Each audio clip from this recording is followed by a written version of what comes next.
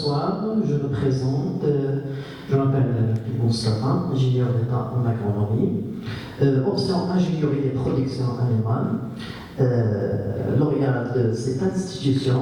Donc je suis très heureux d'y revenir en tant qu'étudiant encore une fois.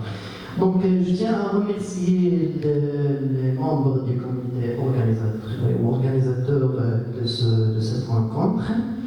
Donc mon poster résume un petit peu de deux études qui ont été faites dans un casier, ou bien, comme on l'appelle, un bassin de collecte du lait. C'est le casier de Cédémont. C'est un casier situé dans la région, la nouvelle appellation c'est Casa Stats. Donc c'est un casier irrigué.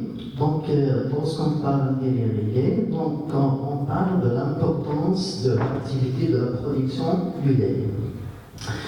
Alors, je reviens sur la question de la durabilité qu'on a entamée cette matinée et cet après-midi avec M.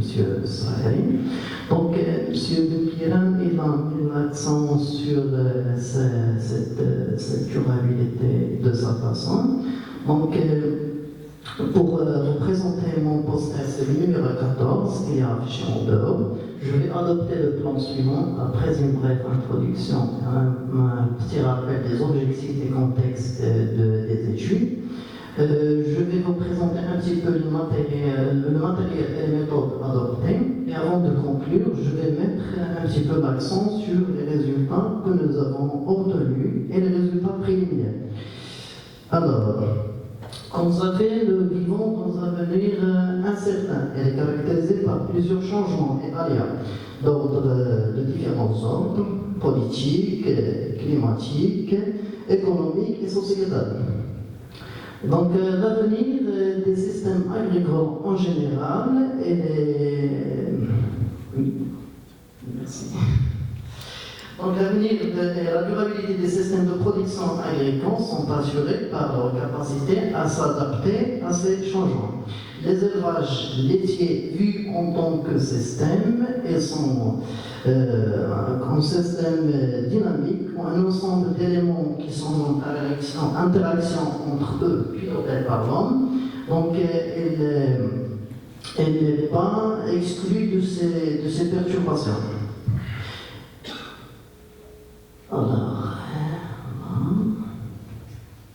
Donc l'objectif des études que nous avons menées, c'est de répondre un petit peu à trois grandes questions. La première question, il s'agit de quels sont les différents sous-systèmes d'élevage existants au niveau de la zone d'étude. C'est pour identifier en quelque sorte les systèmes qu'on va étudier en termes de durabilité. La deuxième question, c'est quelles sont les stratégies adaptées par les pilotes, les différents systèmes de production, tout en étant plus économes, en intrant et en optimisant les ressources utilisées. Et quels sont les degrés d'autonomie de chaque sous-système. La troisième question, il s'agit d'identifier les atouts et les faiblesses des systèmes d'élevage identifiés de point de vue durabilité.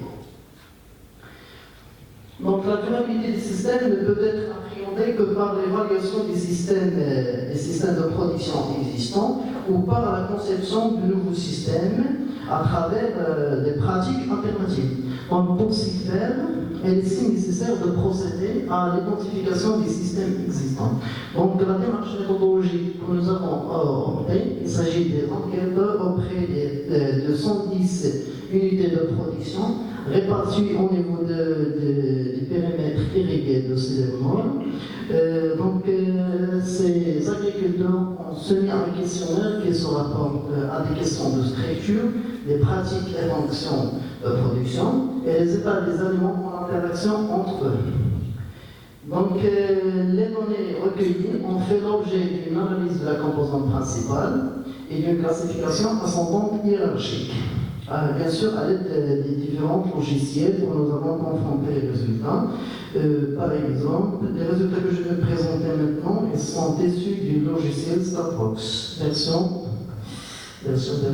numéro 3.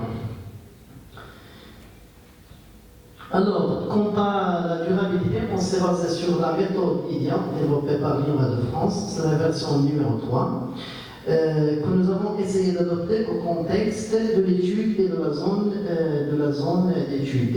Pour faire un petit rappel, c'est une méthode qui est basée sur le calcul de 42 indicateurs sur 3 échelles, l'échelle économique, l'échelle socio-territoriale et l'échelle agro-environnementale.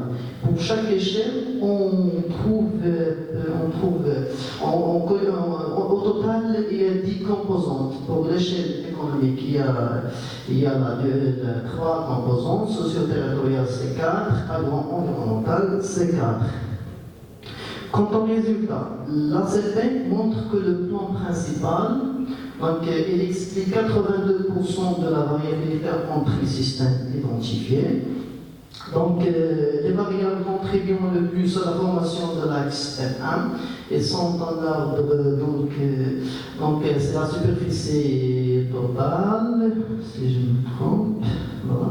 C'est la sol fourragère, la superficie agricole étue et la superficie d'ensilage du maïs. Du gibier total, en dernier lieu. L'axe 2 explique 17% de la variabilité structurelle des exploitations de point de vue de chargement ou bien pression sur les ressources fourragères utilisées.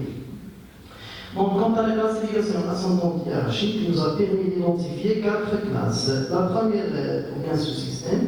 La première classe, il s'agit des grands éleveurs avec une grande structure, avec une superficie moyenne de 17,35 hectares par superficie, et pratique sur cette superficie 8,6 hectares de fourrage, avec et exploite un UGB total en moyenne de 30,5. Donc, pour le quatrième système, donc, j'ai mis un cercle en rouge parce que ce chiffre-là me paraît un petit peu donc, le premier constat, c'est que la durabilité qu'on a jugée par l'indicateur pression sur les ressources fourragères est valide dans le sens S1, S4. Donc, le S1 est plus durable que S4 en termes de pression sur la superficie fourragère.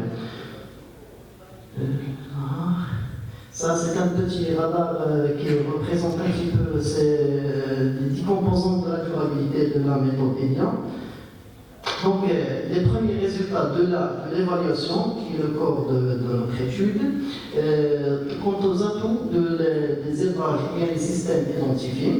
Quant à la composante agro-environnementale, la plupart des systèmes pratiquent des cultures annuelles ou bien pluriannuelles. L'utilisation de la luzerne, on considère le point de vue agronomique, c'est une plante qui augmente, l'indicateur de la durabilité agronomique. Donc, peu d'assolement complexe. Ça, c'est pas. Je m'excuse.